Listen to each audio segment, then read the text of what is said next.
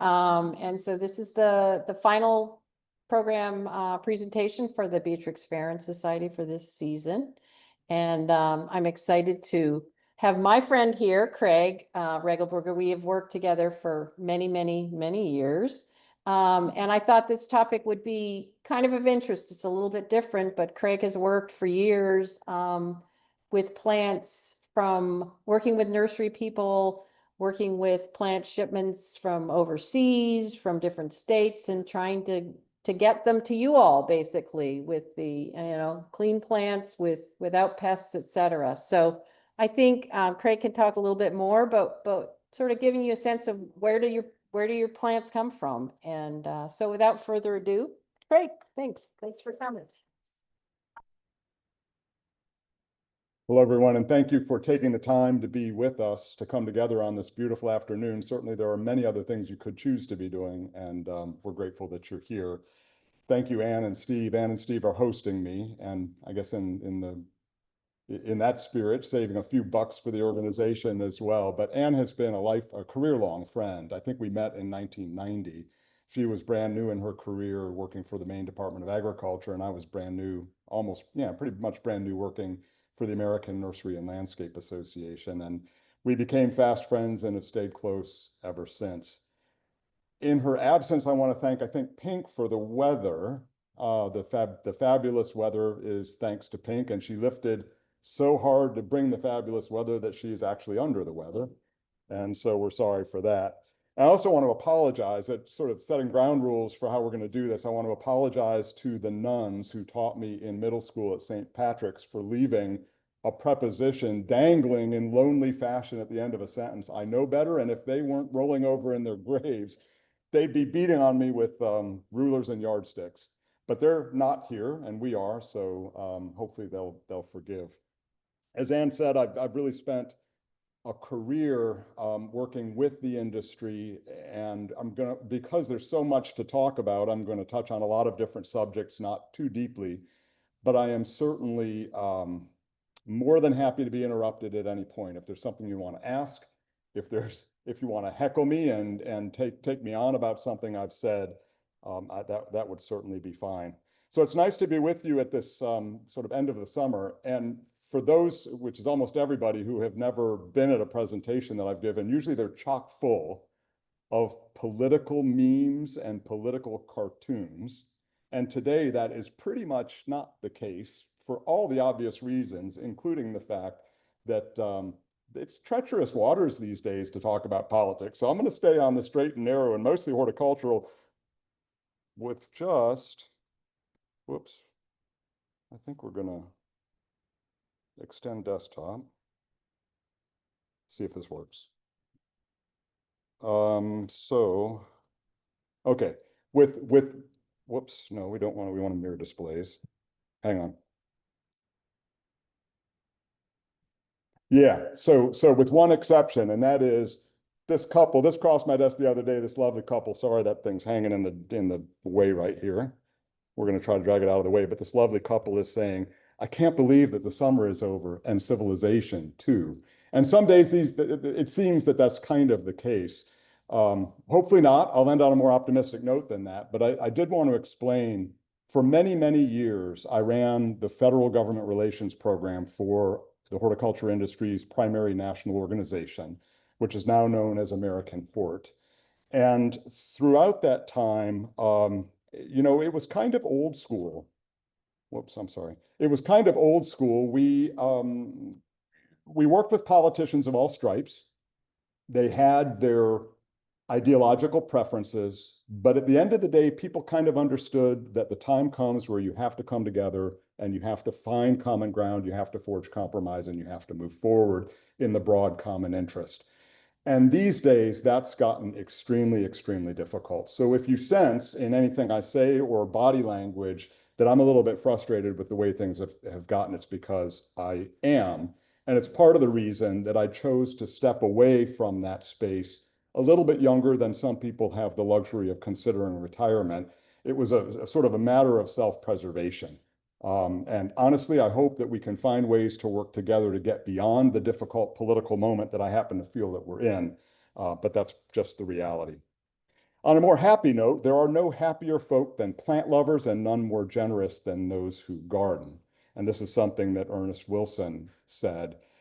I visited Ann and Steve a year ago, and Ann and I visited Garland Farm. It was the first time I had been there, and I had known a little bit about Beatrix Farron from my career-long profession as a horticulturist, but I really didn't yet at the time appreciate the degree to which we were standing on pretty hallowed ground as the last place she made her residence in life as we know it.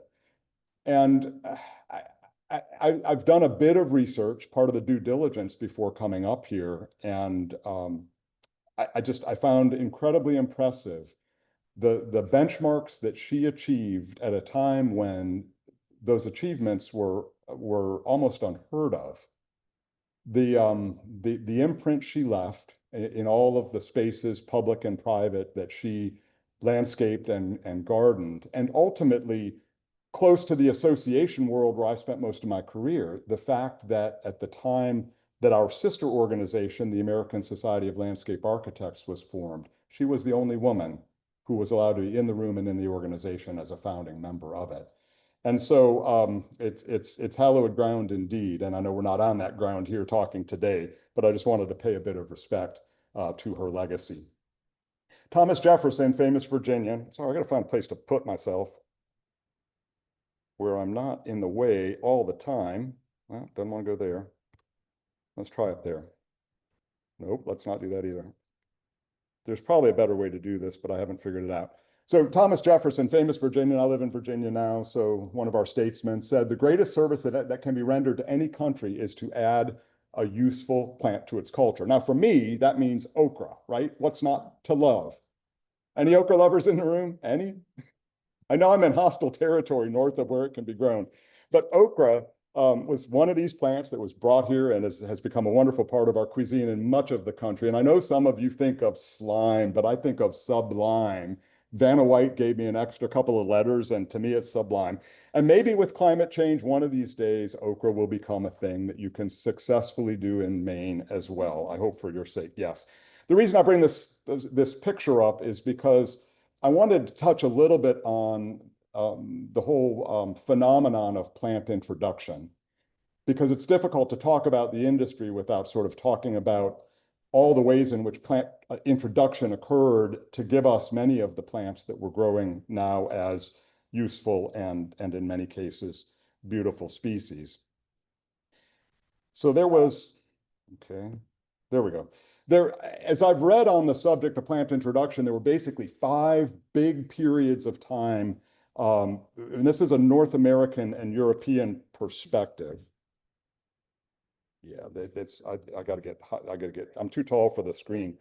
There were 5 great periods that shaped European and North American gardening, if you will, on the garden perspective. And just to run through them quickly, the first one was characterized as like the late 1500s, when exploration was happening in Turkey and parts of the Eastern Mediterranean region, and all of the original species of bulbous plants that became eventually the daffodils and the tulips and the hyacinths and whatnot, as we know, were brought back, to Europe at that point, and were hybridized, and the rest is history. The 1700s, there was a large exchange of North American plants, things like rhododendrons and magnolias, as well as some plants from South Africa, again, destined for the UK and other parts of Europe where they were substantially improved and commercialized and so forth. Early 1800s, a degree of exploration went on in South America, and a lot of colorful plants like orchids and begonias, as well as ferns, came back first to the UK and then over here to North America. The more tender varieties were grown in glasshouses and conservatories, and the things that were, sorry, and I didn't actually touch that, and the things that were a little bit more tolerant of being out in the environment were introduced as bedding plants at that time. Then in the late 1800s to early 1900s, an explosion of things from Asia, camellias, crabapples, hydrangeas, roses, many others. A lot of those obviously are hardy here. Some of them are hardy further south. But I think in many of these cases, the folks who were going abroad and actively exploring for new plants, sometimes there were government expeditions, Sometimes there were expeditions by teams set up by arboreta and botanic gardens. The period we're in now, which is defined by some as really starting with the end of the Cold War and the opening up of many countries, for example, in Eastern Europe, that had been essentially closed, is consistent also with the reality that the people who are doing the exploring nowadays, in many cases, are individuals. And if this is a topic that interests you, actually, the director of the National Arboretum, Dr. Richard Olson, turned me on to this book a while ago. It's called The Plant Hunter's Garden by Bobby Ward. And it talks about the whole phenomenon of plant introduction broadly, but then he dials in and he tells the story of many people, some in the US, some abroad, who developed a specialty and who had a major hand in introducing, and still today are having a major hand in introducing new garden plants to us. And to the extent that you're thinking about the native versus exotic debate, it's not all necessarily about exotics. In many cases, people like Tony Avent down in North Carolina are working hard to identify native plants that have potential beyond what we ever realized and to figure out how to bring them forward, work with them, and ultimately to commercialize them. It seems to me, and I guess I'm kind of at peace with the notion that our desire for the new and the different and the rare and the unusual is really deeply, deeply wired in us as human beings. And so this phenomenon is likely to go on, and the commercial industry has a huge role to play in being the conduit by which most consumers gain access to the new and the different and the unusual and the exciting. Indeed, innovation drives our industry in that respect. Now, in its very early days, and primarily I'm talking sort of mid-late 1800s, the development of the nursery industry in this country was almost completely about food, things that were being grown for food, apples and small fruits and peaches and so forth. And then also plant materials that were being grown for shelter belts, for certain environmental purposes. You get out on the Great Plains, shelter belts to slow the winds and to create more hospitable growing environments and so forth. And I mean, this is sort of what it was all about. And almost all the material grown back in those days was dug and shaken free of soil and transported by bare root. Interestingly, a lot of it was transported in the early days by rail. I mean, we think about rail now. Rail is important in our economy. It's important in our society, but we're not moving a lot of plants by rail these days. But in the early days, it was nearly all by rail. Some of the places where the industry became big pretty quickly as the country developed, I mean, obviously places close to population like Long Island, the lee of the Great Lakes, you had regions like Lake County, Ohio, or the area around Buffalo, New York, or Western Michigan, where you had deep and well-drained soils. You had climate buffers provided by those Great Lakes. And so they were hospitable growing environments that were milder than just a few tens of miles inland. Middle Tennessee, because of its deep soils, became very important. The Mobile, Alabama area became very important. Eventually, as things spread west, the Willamette Valley in Oregon, again, deep river and volcanic deposits of very rich soils, which were amenable to the cultivation of plants, Central Valley of California, Southern California. But the real game changer in terms of the industry, this is still talking about kind of the old ways and the old practices. And actually, just because they insisted on doing it, Rhode Island nurseries on one of the islands or peninsulas down around Newport insisted on continuing to cultivate with livestock in the nursery until quite recently. But obviously, way back when, it was a bigger deal. And when we moved beyond bare root, what that started to look like was, okay, we're going to dig a soil ball. So we needed soils that had different, sort of less sandy characteristics, a little more clay and would hold together. We're going to dig a soil ball, we're going to bind it up, and we're going to ship it that way to consumers. But the really big game changer came with containerization.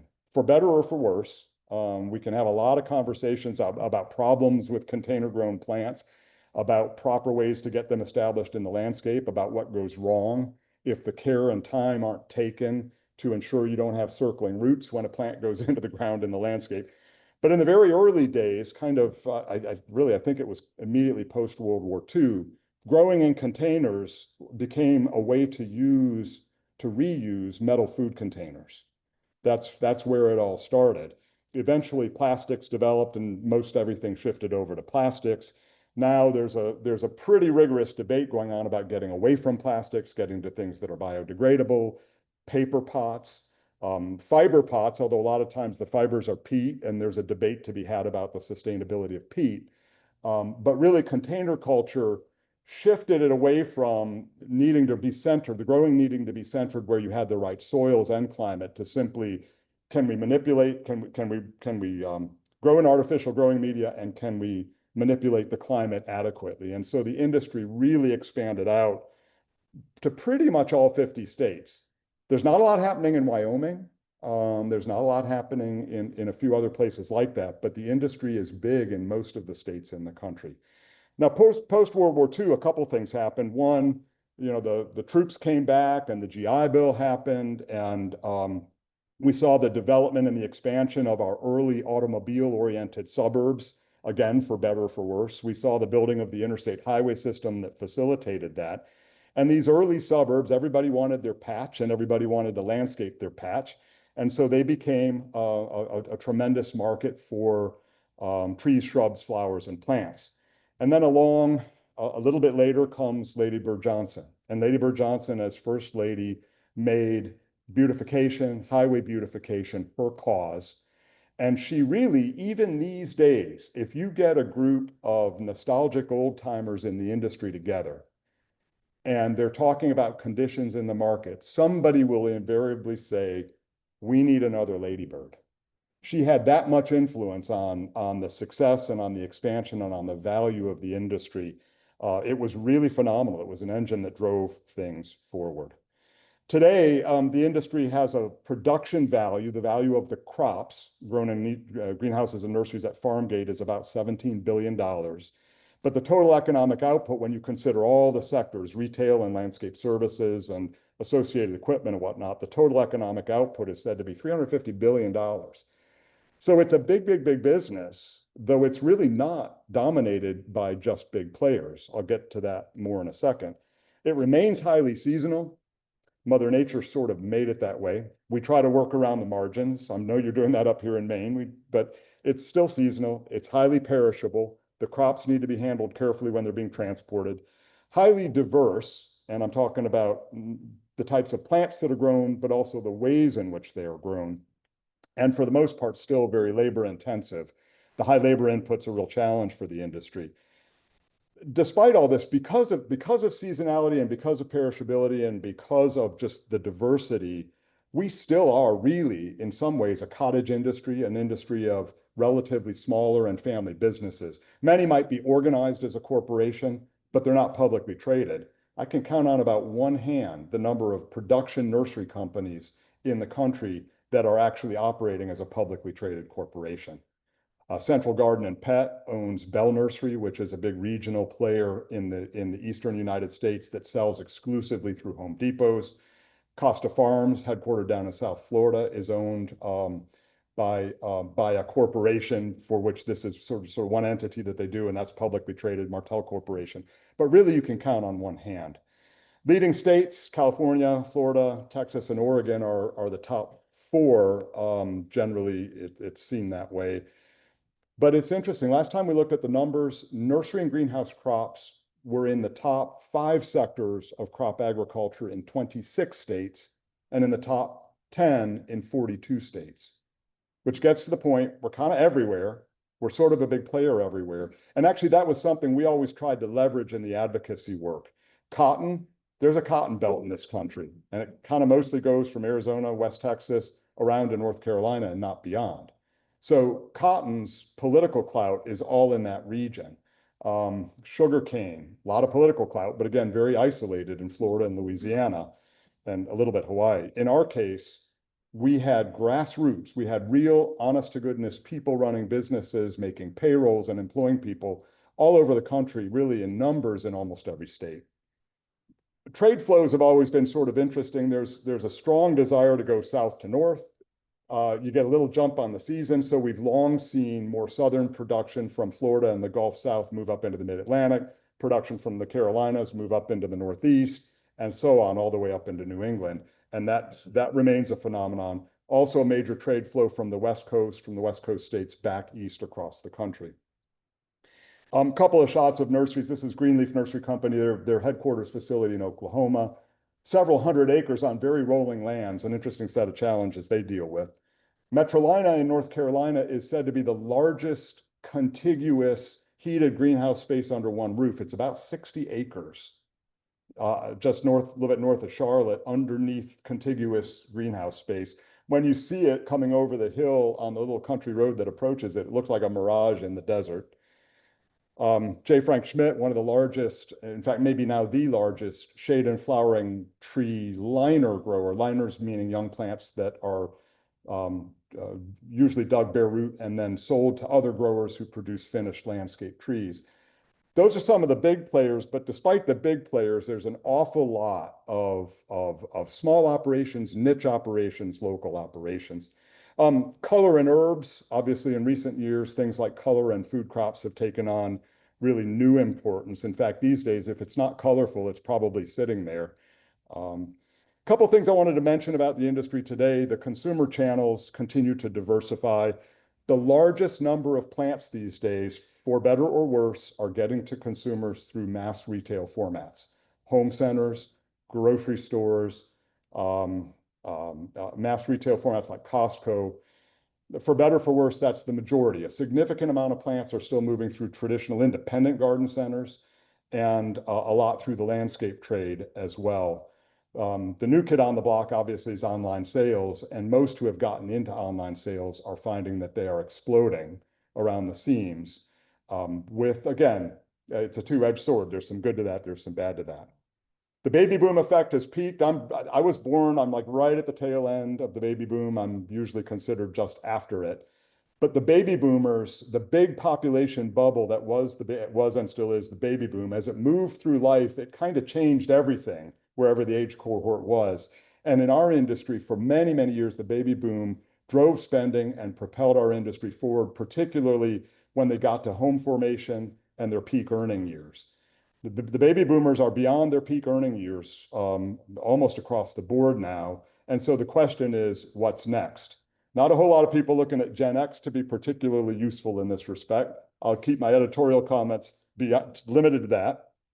But the next generations, the younger generations, will they be attracted to horticulture? Will they choose to engage in whatever form or fashion their lifestyle enables? And then the question of new Americans, people coming from South Asia, people coming from Mexico, Central and South America. How will they behave as consumers? Some of them come from a culture where plants are valued, where agriculture is valued. Time will tell.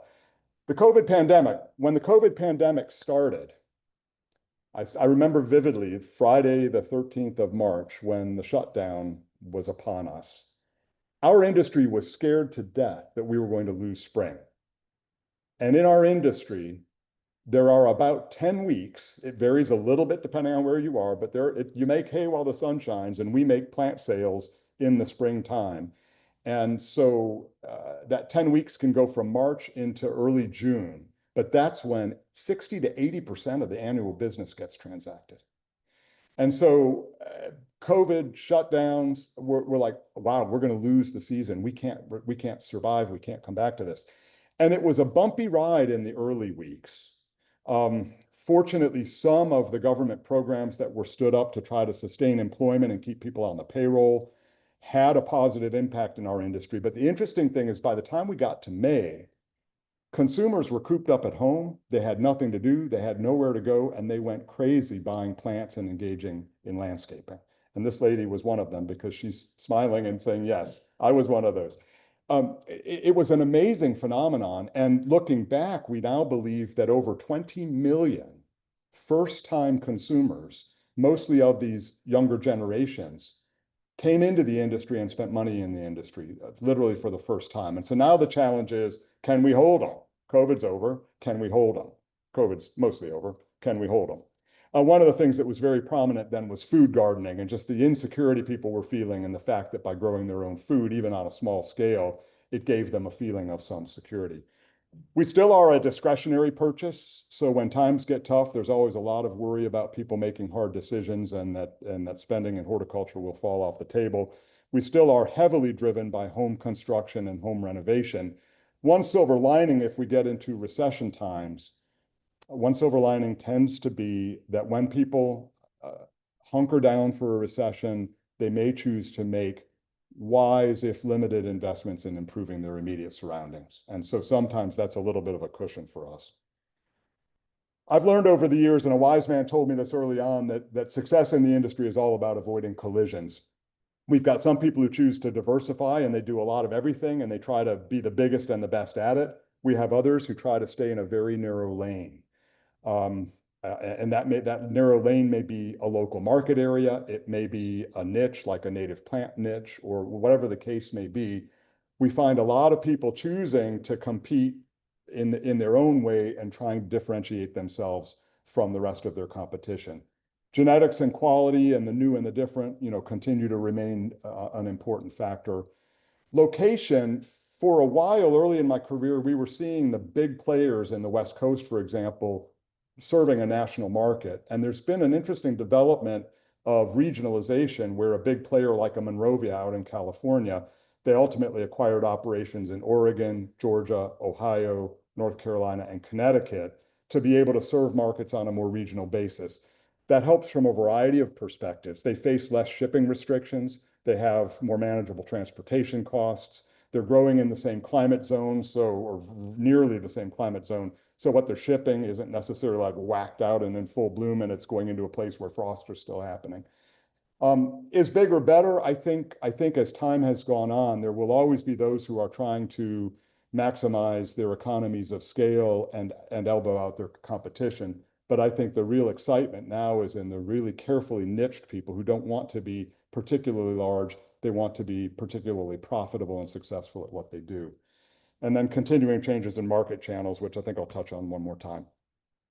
Anne had asked me to sort of follow a plant through a bit of a journey of its life, and I'm going to do it for geraniums only because I discovered by accident. I'm a Scorpio, I'm a November birthday, and geraniums are my flower. I never knew that. I don't particularly care for them. I kind of like the smell, but in our climate, we get too hot for geraniums. I think you can probably do them beautifully up here. The heat in our summer tends to kind of wig them out by about July. But we're going to talk about geraniums anyway, because geraniums stand for things like positivity and happiness. So what's not to love, right? I'm going to plant more next year. So it all starts with the seed, right? It all starts with the seed, except it doesn't with geraniums. It kind of starts more like this. We're making test tube babies. Seriously, a lot of the high-tech breeding that's going on and selection and the early multiplication of plants is happening in laboratory environments, it's happening in vitro. And this also allows for incredibly intense testing to make sure that they're free of bad things like viruses or other pathogens that might affect their lives. So yeah, it's not so much about the seed. It varies, and in some crops, seed grown is still important. In geranium, seed grown is just about gone. It's still there, but it's just about gone. So where does it happen? This has been something I've watched completely happen over the span of my career. In geraniums, just about everything that's being grown and sold in the North American marketplace starts its life somewhere south of the border. Offshore vegetative cutting production now supplies almost everything that we consume in geraniums. Now, there's an interesting wrinkle in all this because geraniums, they're in the Solanaceae plant family, and they are a host for a bacterial wilt disease that is a strain of which is not known to exist in the United States, and among other things is seen as a threat to potatoes. And the threat with this particular strain is it is believed to have evolved in the relatively higher elevations in the Andes mountains in South America. So it's believed to be more cold tolerant. The Ralstonia bacteria that we already have here is a southern problem. It causes a condition called southern wilt. But the concern is that places that grow potatoes, like Maine, like North Dakota, like Minnesota, Wisconsin, Washington State, Idaho, will be more vulnerable to this particular strain. So if you're an offshore grower, you want to produce your geranium cuttings offshore for a variety of reasons. Probably the biggest single one is because when you're having to start your crop, the peak of the production season for the cuttings is December, January into February. It's on the leading edge of the production season of the finished plants here domestically. So if you're trying to produce those in the United States, guess what? The light, the days are short, the days are overcast, the light's kind of crappy. The heat, there is, you're probably supplementally heating greenhouse space. You're supplementally lighting greenhouse space. We can go to places where the climate is breathtakingly perfect for geranium cuttings to be propagated and grown. And oh, by the way, as a side benefit, labor tends to be widely available and competitively priced compared to domestic. But the big factor really is the climate factor.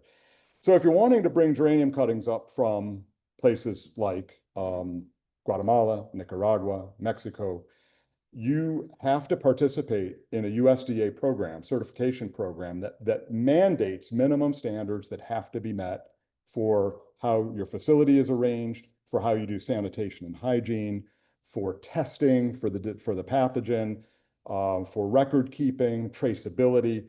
You must participate in this program, and USDA inspectors must be on your farm at least once a year, with the local country people being on more frequently than that. So it's a very, very rigorous program as the ticket to play. And yet, for all the reasons I spoke about, people still want to do it. This is a boring slide. I won't dwell on it, but it all starts with the nucleus block, which is you have a new variety and you've got a small quantity of it, probably in tissue culture, in vitro, that you are maintaining under tightly controlled aseptic conditions, basically, and which has been rigorously tested for pathogens. And then from that, you're building up what's called an increase block. And what comes off the increase block builds up the production block. That's where the cuttings are taken from. And then those cuttings, when they're exported to the United States, they go through USDA clearance. And then they either go direct to a wholesale greenhouse that grows the finished product and then sells it through one of the retail channels, or they even sometimes go to a specialized rooting station that just takes them for a couple weeks, sticks the cuttings, they grow roots, and then they move on to a finished grower who does it from there, and before they all end up in the hands of the consumer. Now, these are some shots from some of these offshore facilities showing protective equipment, sanitation stations, sort of showing how the stock plants, the production in that upper right, that's what a production plant would look like. They're typically grown in a bag system. They're typically grown in volcanic scoria, like crushed volcanic rock, as opposed to soil, which actually reduces risk because it's a mined product that comes in clean, although USDA does require that it be steam sterilized just in case, because the stakes are so high. All the irrigation needs to be drip irrigation. Everything needs to be elevated a certain distance off the floor. No water splash can happen back up on the crop because water splash can bring diseases. Highly rigorous, highly controlled. Everything ends up being bagged like 50 or 100 cuttings in a plastic baggie with a barcode that gives all the information about precisely where it came from, which farm, which greenhouse, which bench. It literally gets down to the bench level and, of course, which variety it is. So that traceability is assured. If there's a problem, they can literally go back to the very bench where the cutting was taken before it was shipped on to the United States. Now, this is a production greenhouse for cuttings. Well, why is it all in bloom? This is actually the very end of the season. They don't grow these for the flowers. This was all about to get dumped, which is an inelegant term. But this is Ball Horticultural Company. Anybody heard of Ball? Ball Horticultural Company, West Chicago, Illinois, but they have a growing operation. This one is near Cuernavaca, Mexico. I've had the occasion to visit it. It's a state-of-the-art operation, very, very beautiful place. Very efficiently run, but this is the very end of the season after the production of the cuttings has kind of ended. So the farms are clustered. Now, these dots are more than just geranium. These dots are geraniums, a number of other types of annuals, and even many perennials. But it shows the farms are clustered in Mexico, Costa Rica, Nicaragua, Guatemala, Panama, and even in Colombia. And then some not pictured on them. The majority of stuff goes south to north in our hemisphere. But there are young plants, cuttings, and things that come over from Africa, particularly Kenya and Ethiopia, and from Israel and some of the European countries. But the big numbers that go south to north in the Americas, just for what that's worth. Herbaceous plants, more and more and more and more herbaceous plants are being grown from cuttings, and those cuttings are coming from offshore production farms. Woodies were still much more a domestic industry. Woody plant propagation is still largely a domestic affair.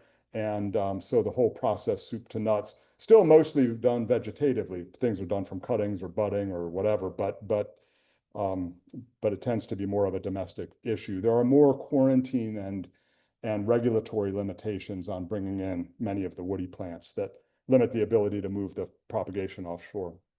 Here's an example of a farm in the New England region. This is DS Cole Growers in southern New Hampshire. They are both a rooting station that literally is taking plants and rooting them and moving them out to customers both in Canada and the US. And it's also a finished plant grower. Somebody probably is wondering about tariffs. We're kind of concerned. I mean, there's a lot of angst about the tariff situation, particularly with respect to Canada, because we have had an open and friendly trading relationship with Canada for many, many, many years. And there's concern about that being upset. Retail channels, if you're in Maine, you might go to O'Donnell's.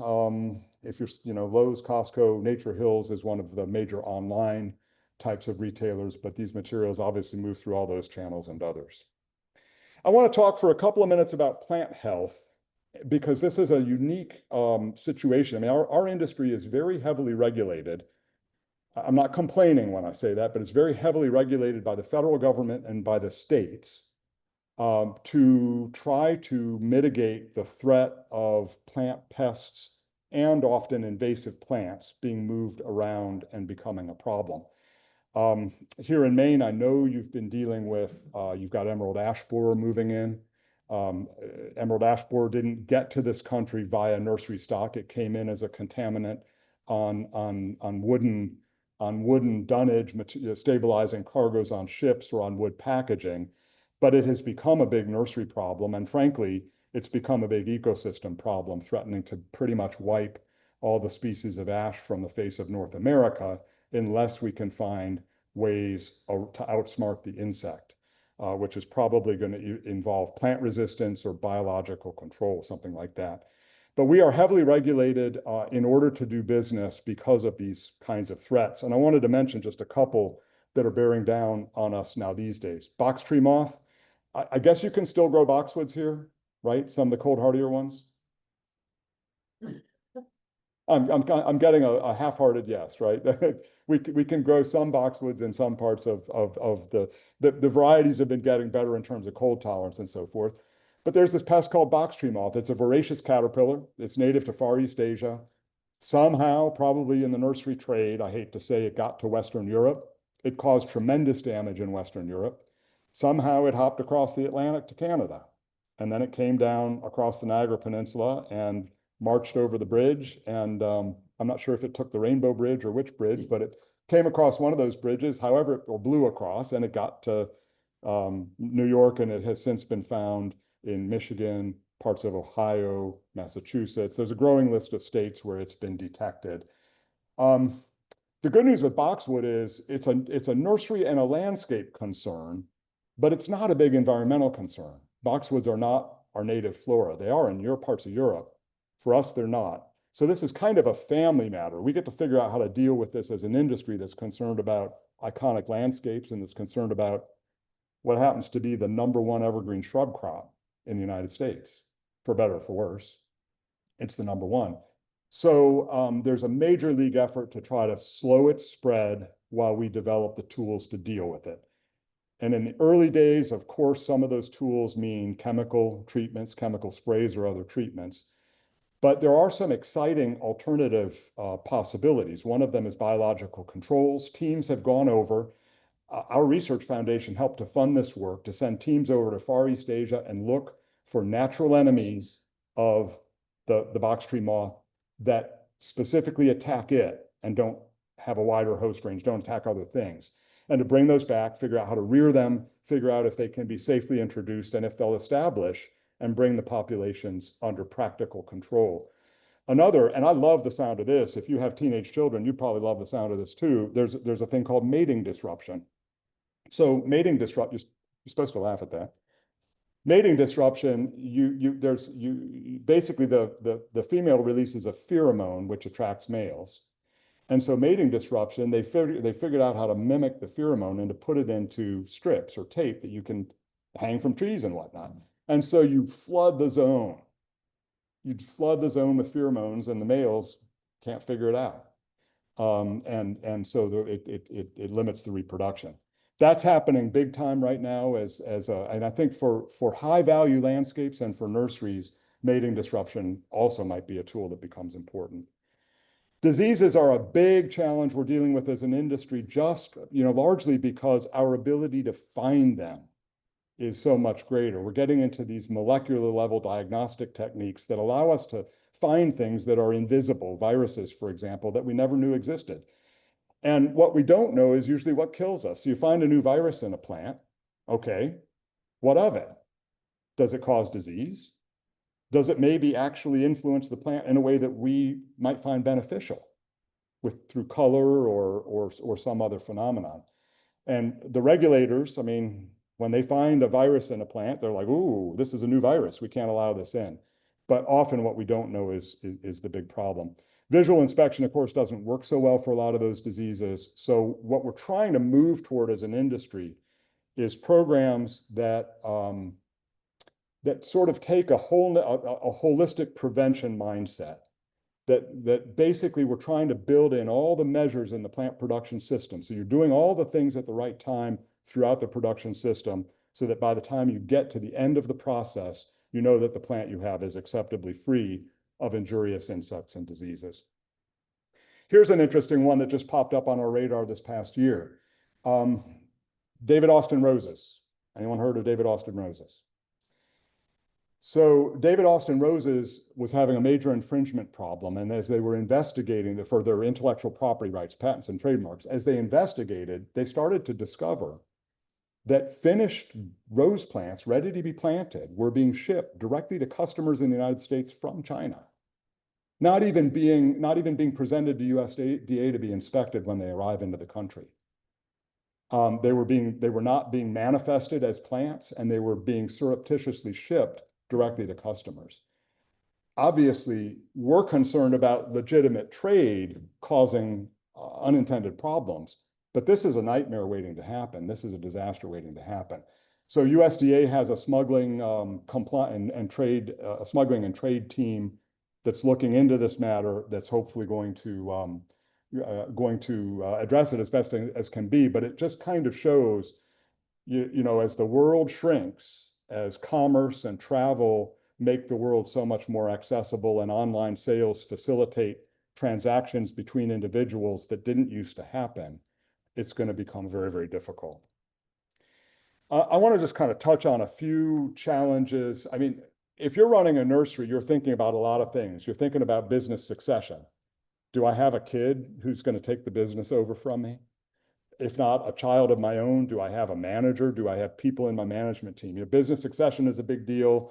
Profitability and shrinking margins, a big deal. Lots of things are a big deal. But I wanted to touch on a couple that I think are kind of relevant for our shared concerns here as people who are enthusiastic about horticulture. One of them is, we have to use water, we have to use nutrients, and sometimes we have to use crop protection tools in order to grow plants.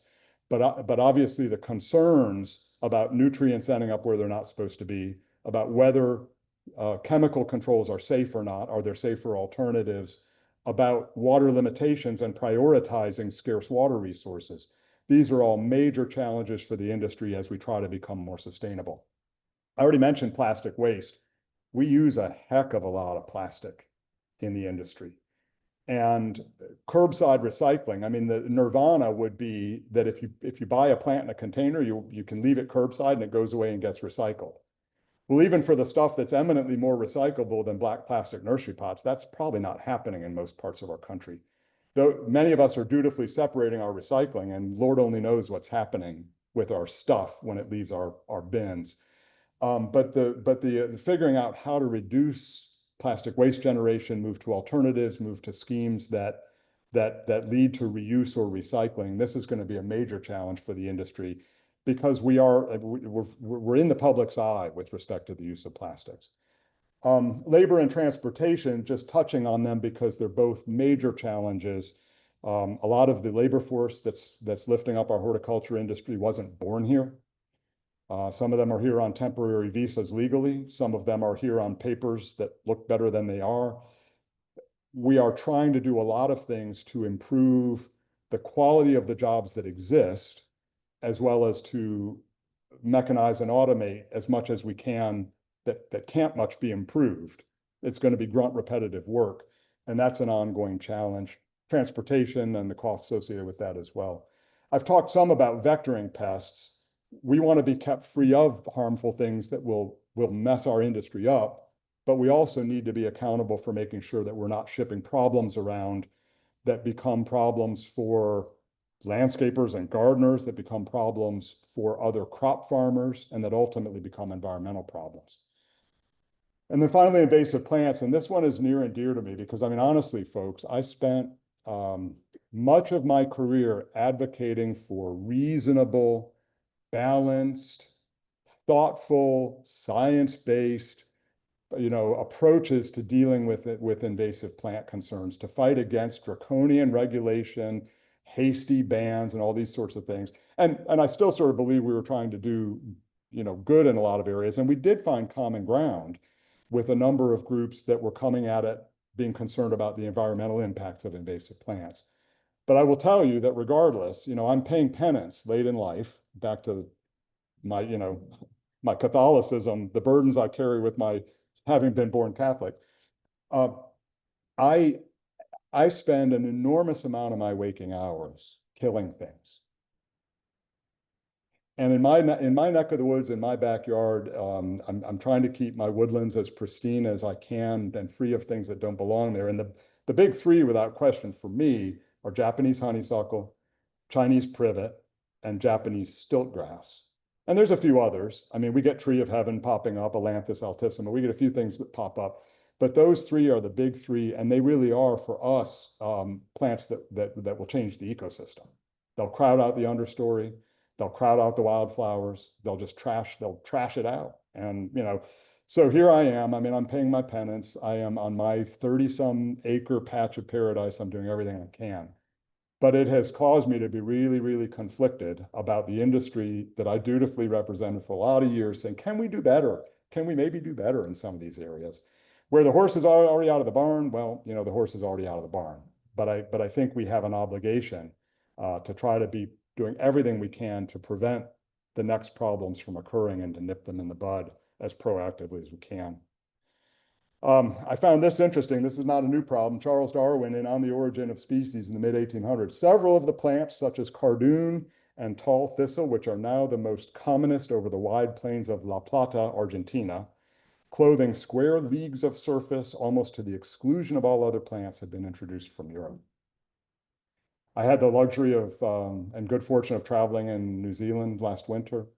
And, I saw some of the same weeds that are problems here, Scotch broom and others. So anyway, it's a wicked problem. If you've ever looked up the definition of a wicked problem, it's a wicked problem, but it's one that we all need to try to work on together. And I think ultimately, and this kind of comes back, I believe, to Beatrix Farron's legacy, it's this whole question of pretty versus purposeful. For a long time, we've tried to sell ourselves as an industry based on aesthetics, based on pretty. And I think it's high time and then some. And there are a lot of people who are working on this challenge.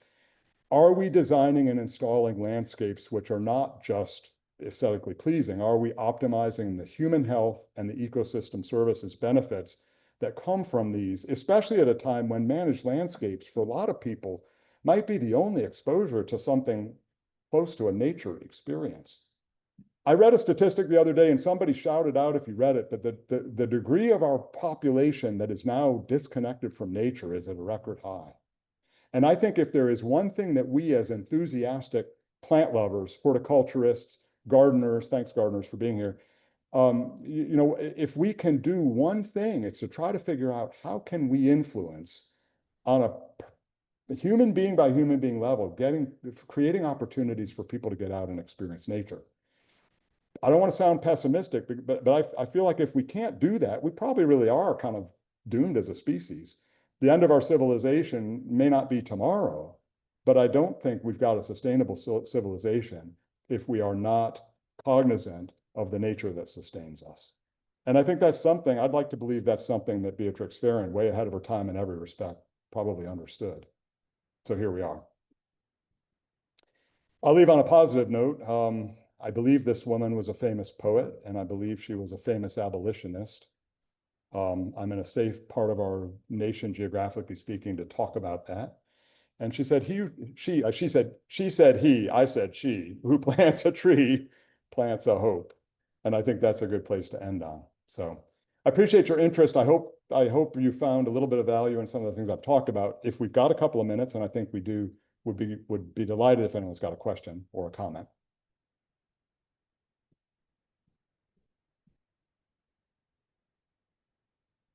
And to those of you who are zooming in, I apologize in advance that you've basically seen from my eyelids down. Anybody can comment, question? Thank you.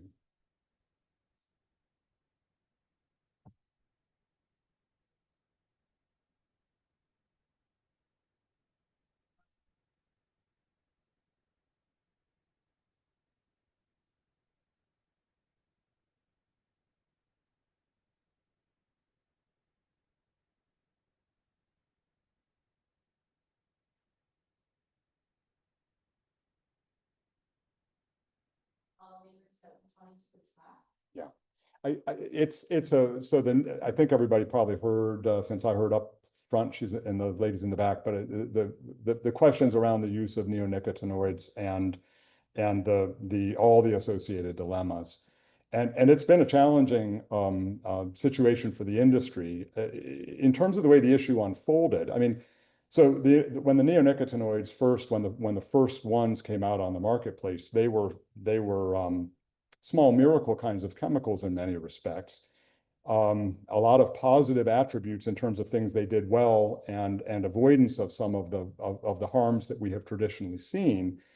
And in some cases where, for example, in the industry, we have quarantines that are restricting the movement of plants to keep a certain type of pest from moving, sometimes neonics became the ticket to play because they were the one thing that would control a particular life stage of a pest, like Japanese beetle, for example.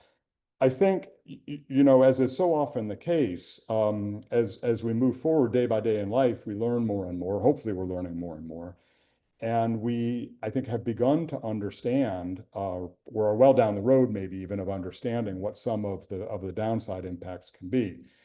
Now we can probably there might still be room for some debates. I mean, if we are growing plants that are destined to be supporting pollinators, we have to be highly, highly cautious about what we're using on them to make sure that we're not using any substances on them that will have a residual that'll be lethal when things end up out in the landscape. If we're growing something like a juniper that isn't, insect pollinated in that traditional sense, and if we don't have concerns about caterpillars feeding on it or something like that, maybe there's a different conversation that can be had. But the way the issue unfolded for the industry, for better or for worse, people who were engaged in activism for pollinator protection, to their credit, frankly, I'm saying this as somebody who was doing advocacy work, right, for a career. They managed to sort of bypass the normal processes of convincing EPA, for example, and they went right to the companies and to the shareholders of companies like Home Depot. And they essentially launched very successful corporate campaigns to get these companies to say, we're not going to buy stuff that's treated with neonics.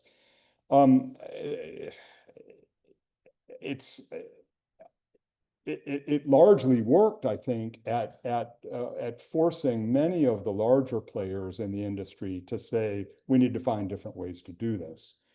And I think in a number of states, really a growing number of states, at least until recently, we have seen state level restrictions, sometimes very controversial. And I can see good in them and I can see some downsides in them.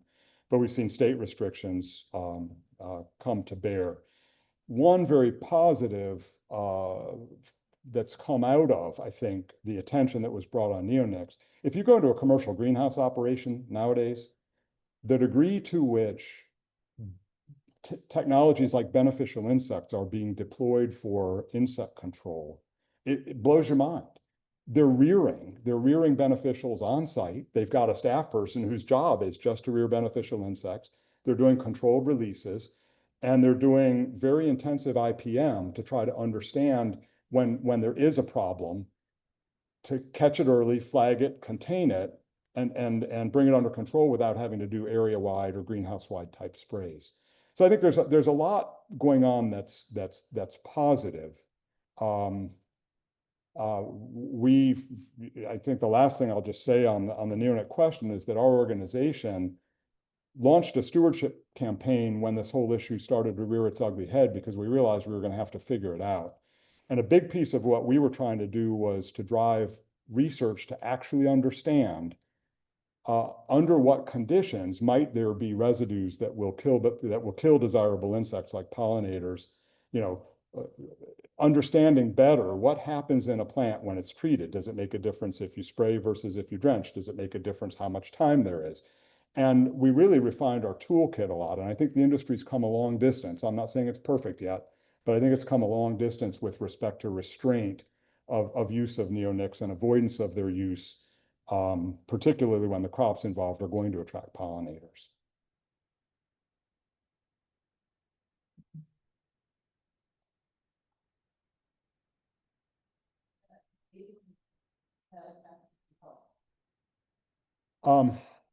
Yeah.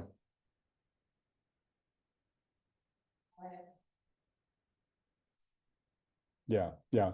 I think the best, if you're in a situation where you are where you're making purchasing decisions at some scale, you have some ability to try to work with your suppliers and to try to understand what they're doing, and to have a two-way conversation with them.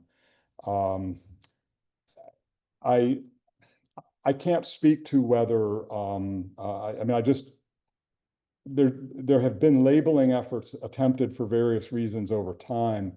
One frustration of mine has been, we would like to see, I spoke to programs where we're trying to grow plants in sort of the most sustainable fashion, where we're holistically looking at everything that happens through the production process, and that they're ultimately certified on that basis. Getting the consumer to care is the holy grail. Getting the end consumer to care about something other than price, other than is it on sale, and to actually choose to buy a plant which has been produced through a process that minimizes the risk and the threat. And we haven't figured out, I mean, the industry doesn't have the capacity to lift up a marketing campaign of the scale that would actually change consumer behavior. So I think any progress we make in this area, I think it's going to have to be really grassroots driven, and driven substantially by influencers. People, frankly, people like us, people who are sufficiently experts in the place that our friends and neighbors are coming to talk to us and to ask us.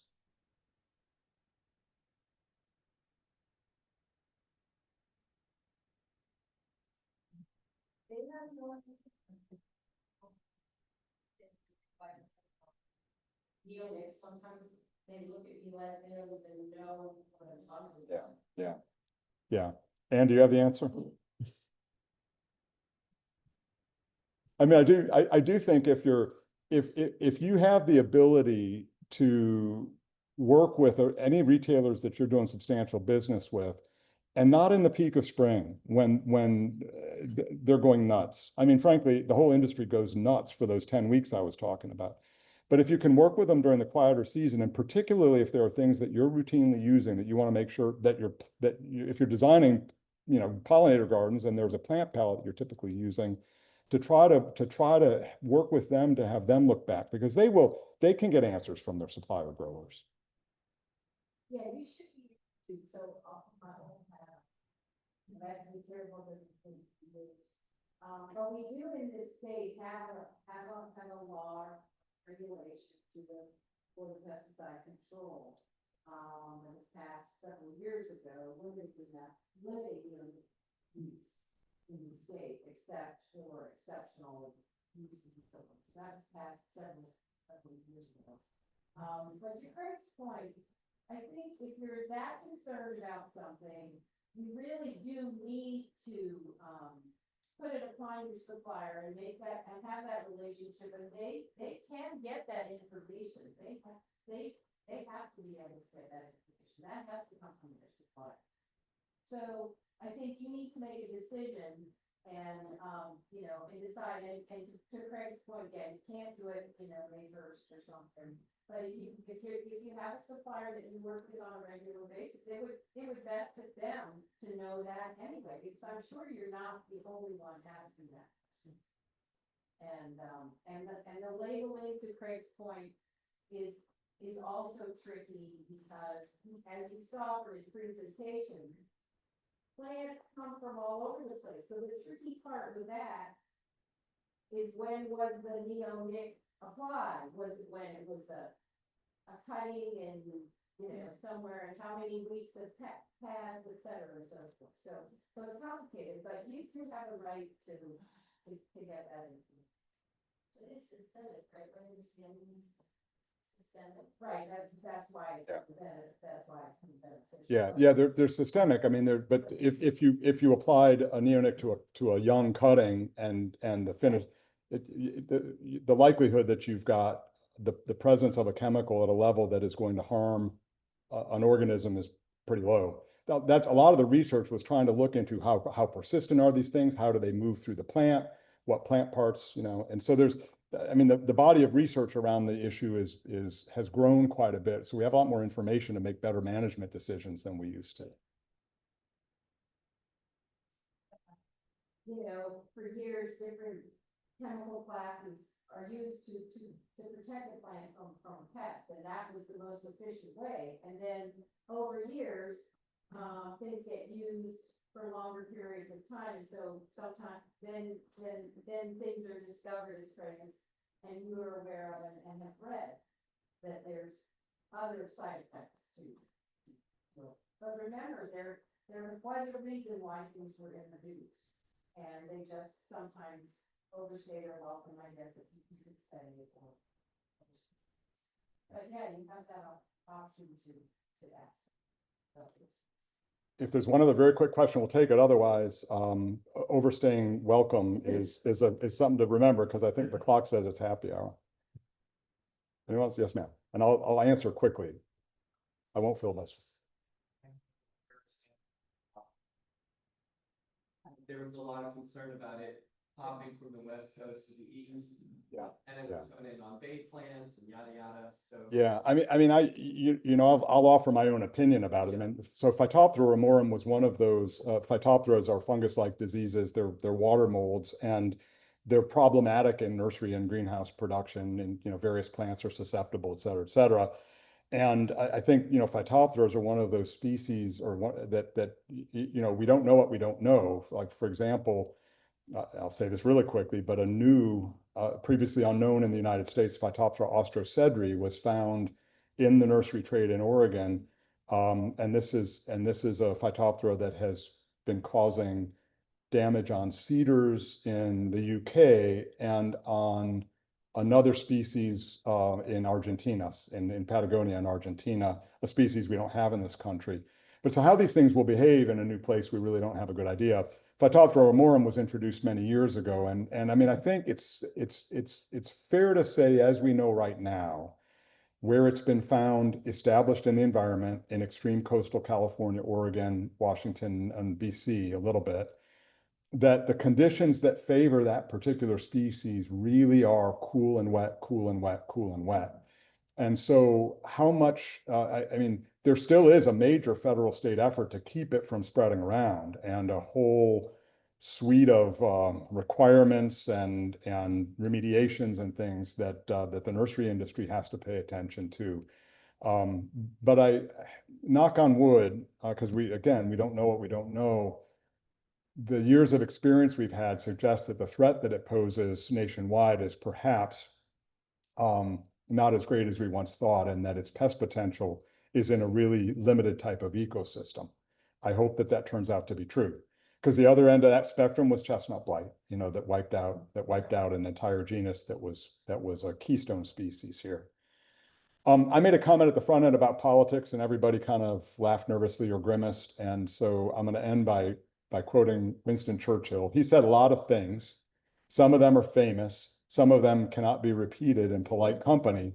But whenever we get onto a difficult conversation about the political challenges and dilemmas and so forth that we seem to be mired in as a country, Winston Churchill used to say, the Americans will always do the right thing once they have exhausted the other alternatives. And that's probably a good place to leave it. Keep doing the right thing. Thank you.